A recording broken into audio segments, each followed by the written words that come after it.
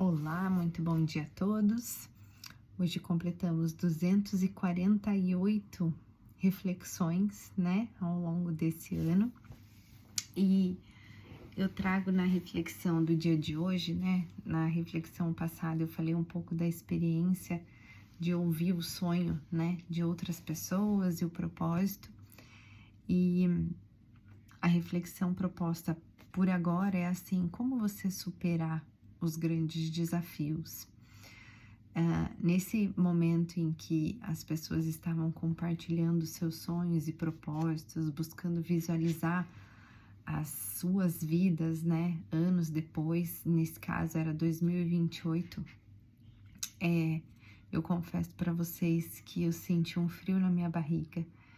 E ao mesmo tempo que eu imaginava, né, algumas coisas acontecendo, de alguma forma eu tentava meio que diminuir o tamanho do meu sonho, porque de alguma forma, ao assumir, né, aquilo que eu estava sonhando para mim, eu estava assumindo também o compromisso de ter que cumprir com aquilo.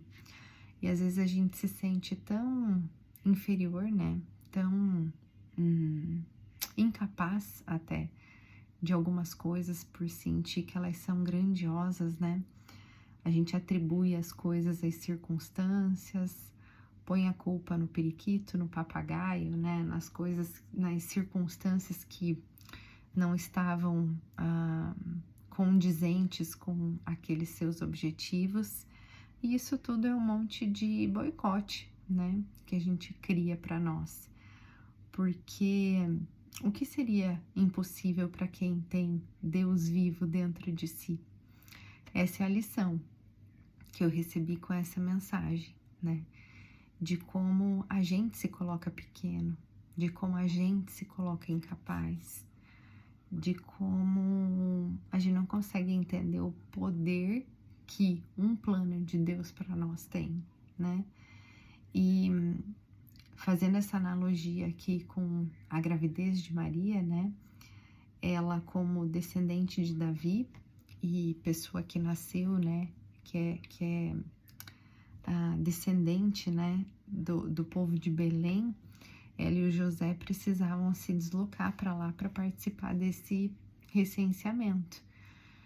Eu fico pensando, né, nessa circunstância e imaginando o quanto para Maria seria uma bela de uma desculpa ou de uma tentativa, né, de pelo menos gerar menos desconforto, né, dela dizer: olha, eu não tenho condições de ir, vocês precisam dar um jeito, né, e fazer isso de uma forma diferente.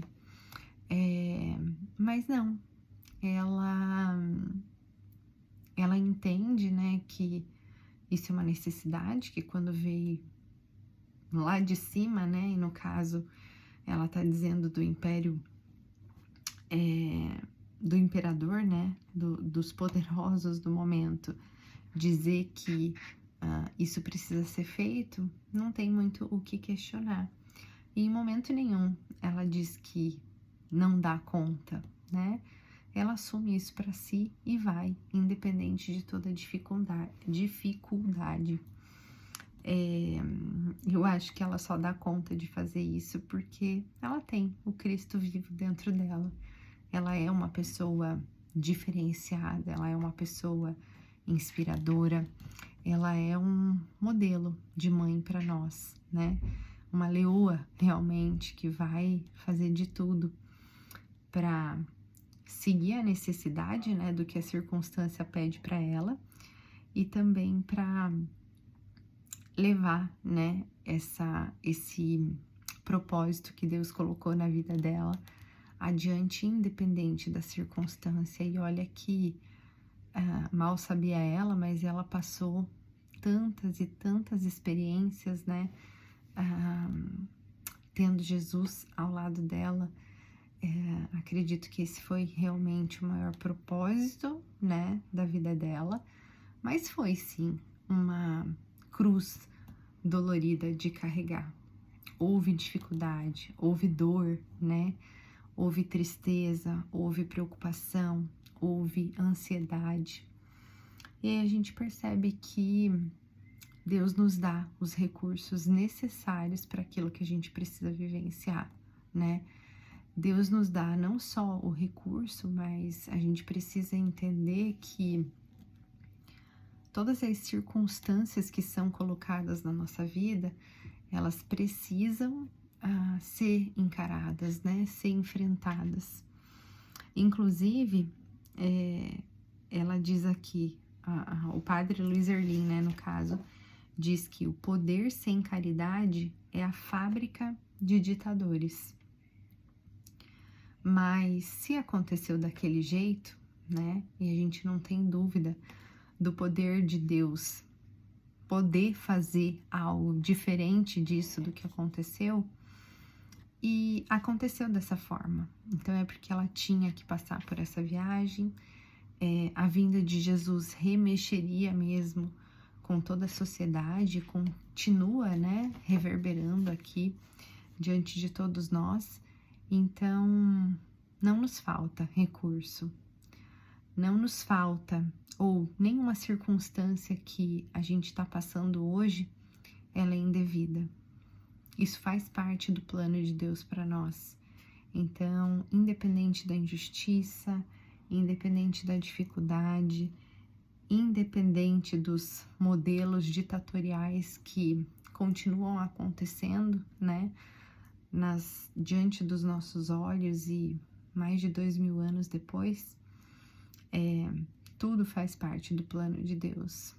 Que a gente tenha o nosso coração inclinado, né, para receber, para entender e confiar no plano dele, e que a gente possa, né, através dessa abertura, né, dessa disponibilidade para o plano dele, a gente fazer, né, com que essa transformação vá acontecendo, né, e primeiro de tudo em nós, né, que somos os únicos capazes de iniciar essas mudanças, de receber as transformações e acreditar, né, que